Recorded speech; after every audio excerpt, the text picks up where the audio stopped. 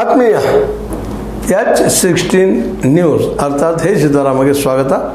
ನಾನು ನಿಮ್ಮವ MI ಅಥವಾ ಮಲ್ಲಪ್ಪ ಜೋತವ್ರು. ಆದ್ಮೇಲೆ ಸತೀಶ್ ಜಾರಕಿಹೊಳಿ ಅವರು MES ಬದಲಾಗಿ ಒಂದಿಷ್ಟು ಮಾತುಗಳನ್ನು ಆಡಿದ್ದಾರೆ. ಅದು ವರದಿನೂ ಆಗಿದೆ, ಎಲ್ಲ ಪತ್ರಿಕೆಗಳನ್ನು ನೋಡ್ತಾ ಇದ್ದೀವಿ.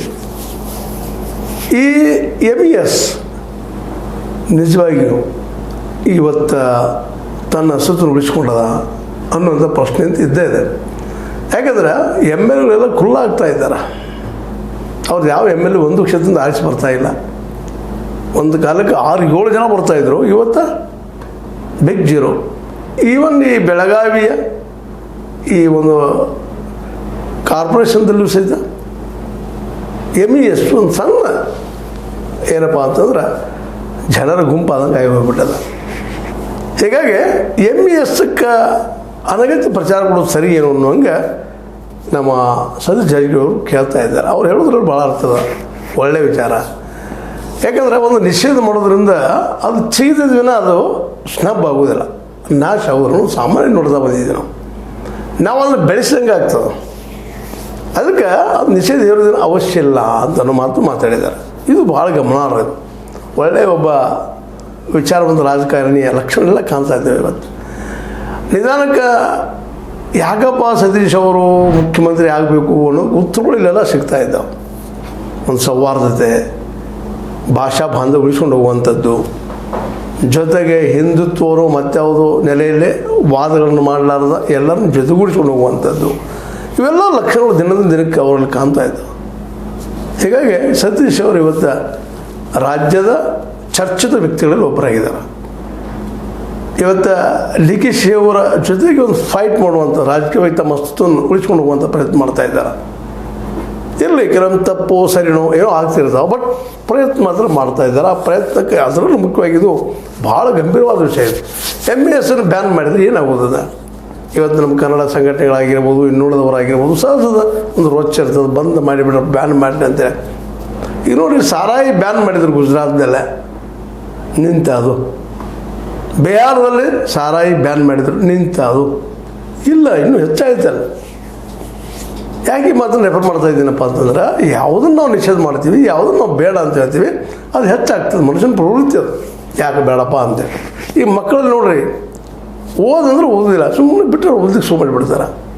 ವಾದವನ್ನು ಕೇಳಿ ಮಾಡೋದು ಅಷ್ಟು ನಮ್ಮ ಕೆಲಸ ಇರ್ತದೆ. ನೀವು ಓದು ಓದು ಓದು ಅಂದ್ರೆ ಮಕ್ಕಳು ಇನ್ನಷ್ಟು ಮಾಡ್ಲಿಕ್ಕೆ ಶುರು ಮಾಡ್ತಾರೆ, ಪ್ರತಿಭಟನೆ ಶುರುವಾಗ್ತದೆ. ಆರಂಭದಲ್ಲಿ ಸಣ್ಣದಾಗಿ ಶುರುವಾಗಿದ್ದು ನಂತರ ಪ್ರತಿಭಟನೆ ಆಗ್ತದೆ. ಕೊನೆಗೆ ಒಂದು ಯುದ್ಧದ ರೂಪ ಪಡಿಬೋದು, ಹೇಳೋಕ್ಕೆ ಸಾಧ್ಯ ಇಲ್ಲ. ಹೀಗಾಗಿ ಅನೇಕ ಮನೆಗಳಲ್ಲಿ ಅಪ್ಪ ಮಕ್ಕಳ ನಡಕ, ತಾಯಿ ಮಕ್ಕಳ ನಡಕ ಡಿಫ್ರೆನ್ಸಸ್ ನಾವು ನೋಡ್ತಾ ಇದ್ದೀವಿ. ಅದೇ ರೀತಿಯಲ್ಲೇ ಇವತ್ತು ಮರಾಠಿಗರು ಮತ್ತು ಕನ್ನಡಿಗರು ಇಬ್ಬರು ಕುಡ್ಕೊಂಡು ಭಾಳ ಚೆನ್ನಾಗಿ ಹೋಗ್ತಾ ಇದ್ದಾರೆ ರೀ. ಅವ್ರನ್ನ ಭಾಷೆ ಸಮಸ್ಯೆ ನಿಲ್ಲಿ ಉಳಿದಿಲ್ಲ ಇವತ್ತು. ಮತ್ತು ಎಲ್ಲರಿಗೂ ಗೊತ್ತದ, ನಾವು ಬೆಳಗಾವಿ ಅನ್ನೋದು ಮಹಾರಾಷ್ಟ್ರದಲ್ಲಿ ಹಾಕಿದರೆ ಅದು ಏಕಾಏಕಿ ಒಮ್ಮೆಲೆ ಅಮೇರಿಕಾ ಆಗಿಬಿಡ್ತದಲ್ಲ. ಬೆಳಗಾವಿ ಅಮೇರಿಕಾ ಸೌಲಭ್ಯಗಳು ಸಿಗ್ಲಿಕ್ಕೆ ಸಾಧ್ಯ ಇದಾವಲ್ಲ, ಅಲ್ಲೆಲ್ಲರೂ ನೌಕರಿಗಳು ಸಿಗ್ಲಿಕ್ಕೆ ಸಾಧ್ಯ ಇದಾವೆ. ಯಾರೋ ಅವ್ರ ಪತ್ರಕರ್ತರು ಕೇಳಿದ್ದಾರೆ, ಕೇಳೋದು ಅವ್ರ ಧರ್ಮ, ಉತ್ತರಿಸಿದ್ರೆ ಭಾಳ ಚೆನ್ನಾಗಿ. ಅದಕ್ಕೆ ಉತ್ತರ ಕೇಳಿದಾಗೆ ಇಲ್ಲ ರೀ, ಅವರು ಮಹಾರಾಷ್ಟ್ರದವ್ರು ಇಲ್ಲಿ ಇದನ್ನು ನೌಕರಿ ಕೊಡೋದು ಮತ್ತೇನು ಮಾಡೋದು ಮಾಡ್ತಾ ಇದ್ದಾರೆ ಅನ್ನೋ ಮಾತು ಮಾತಾಡಿದ್ದಾರೆ. ಉದ್ಯೋಗ ಒದಗಿಸುವುದು ಬಗ್ಗೆ ಹೇಳಿದ್ದಾರೆ. ಇದಕ್ಕೆ ನೀವೇನು ಉತ್ತರ ಕೊಡ್ತೀರಿ ಅಂದಾಗ ಭಾಳ ಜನನೇ ಉತ್ತರ ಕೊಟ್ಟಿದ್ದಾರೆ. ಏನಪ್ಪ ಅಂದ್ರೆ, ಈ ಬಗ್ಗೆ ರಾಜ್ಯ ಸರ್ಕಾರ ಮತ್ತು ಬೆಳಗಾವಿ ಜಿಲ್ಲಾಡಳಿತ ಪರಿಶೀಲಿಸಲಿದೆ.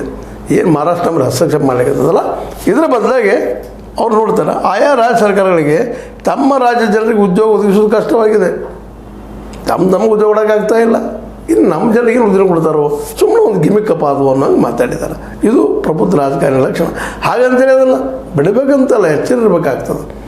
ಯಾಕಂದ್ರೆ ಮರಾಠಿಗರಿಗಂತೂ ಒಳಬೇಗುದು ಏನಪ್ಪ, ನಮ್ಮದು ಮಹಾರಾಷ್ಟ್ರಕ್ಕೆ ಹೋಗ್ಬೇಕು ಬೆಳಗಾವಿ ಅನ್ನುವಂಥದ್ದು ಭಾಳ ಜನ ಇವತ್ತು ಇದ್ದಾರೆ.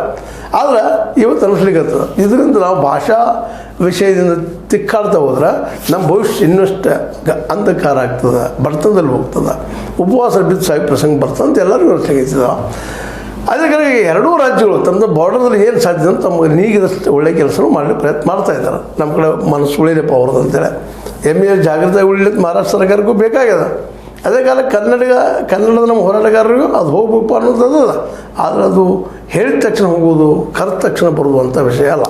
ಈ ಎಲ್ಲ ನೆಲೆಯಲ್ಲಿ ಸತೀಶ್ ಜಾರಕಿಹೊಳಿ ಅವರು ಹೇಳಿದಂಥ ಮಾತು ಭಾಳ ಸರಿಯಾದ.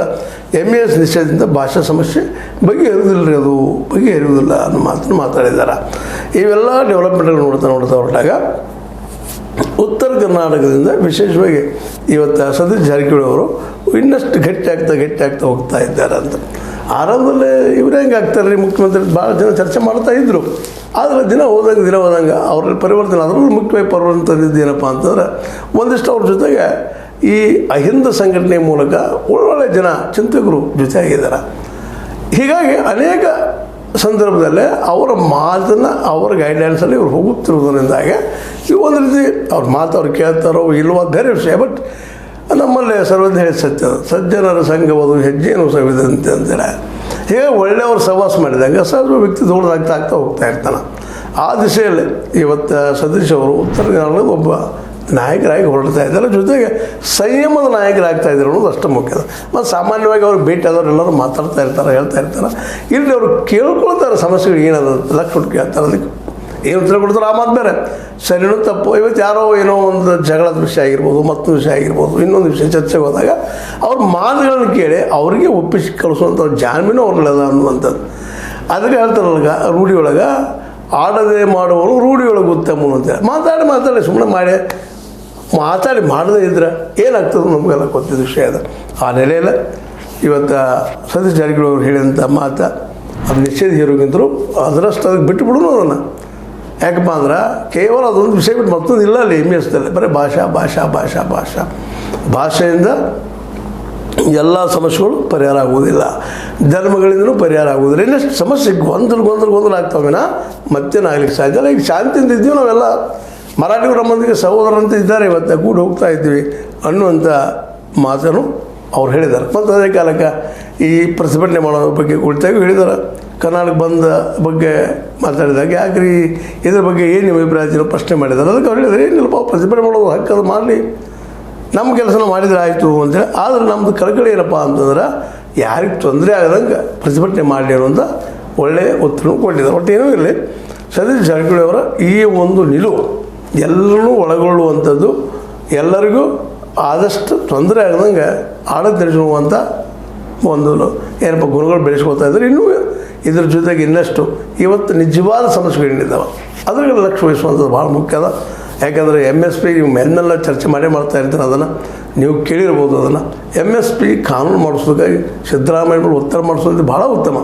ಯಾಕಂದ್ರೆ ಇವತ್ತಿದ್ದಂಥ ವ್ಯವಸ್ಥೆ ಎಲ್ಲ ಭ್ರಷ್ಟಗೊಂಡ ಕೇವಲ ಏನಪ್ಪ ಅಂತಂದ್ರೆ ಒಂದಿಷ್ಟು ದುಡ್ಡಿದ್ದಂಥವ್ರು ಮಾತ್ರ ಏನೋ ಮಾಡಲಿಕ್ಕೆ ಸಾಧ್ಯ ಇದೆ. ಅದ್ರ ಜೊತೆಗೆ ಇನ್ನೊಂದು ಏನಪ್ಪ ಅಂತ ಎಲ್ಲರಿಗೂ ಉದ್ಯೋಗ ಸೃಷ್ಟಿ ಮಾಡೋದು ಸಾಧ್ಯ ಇಲ್ಲ ಅಂತ. ದುಡ್ಡಿದ್ದವ್ರು ಮಾಡಲಿ, ಮುಂದೆ ಹೋಗ್ರಿ, ಅದಂತ ಕರಾರಿಲ್ಲ. ಬಟ್ ಉದ್ಯೋಗ ಸೃಷ್ಟಿ ಆಗ್ಬೇಕಲ್ಲ, ಉದ್ಯೋಗ ಸೃಷ್ಟಿಯಲ್ಲಿ ಆಗ್ತಾ ಇದ್ದಾವೆ.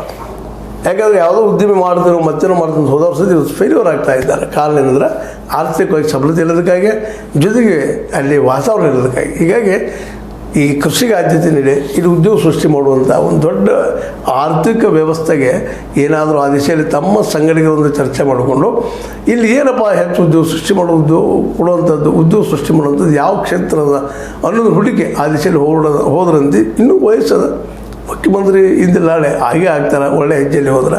ಆದರೆ ಇಲ್ಲಿ ಒಂದು ಇವತ್ತಿಲ್ಲ ಅಂತಲ್ಲ, ಹಣ ಇದ್ದರೆ ಎಲ್ಲ ಅನ್ನೋದು ಎಲ್ಲರೂ ಬಾಯಲ್ಲಿ ಹೋದ, ಮನುಷ್ಯರು ಅದ, ತಲೆಯೋದ.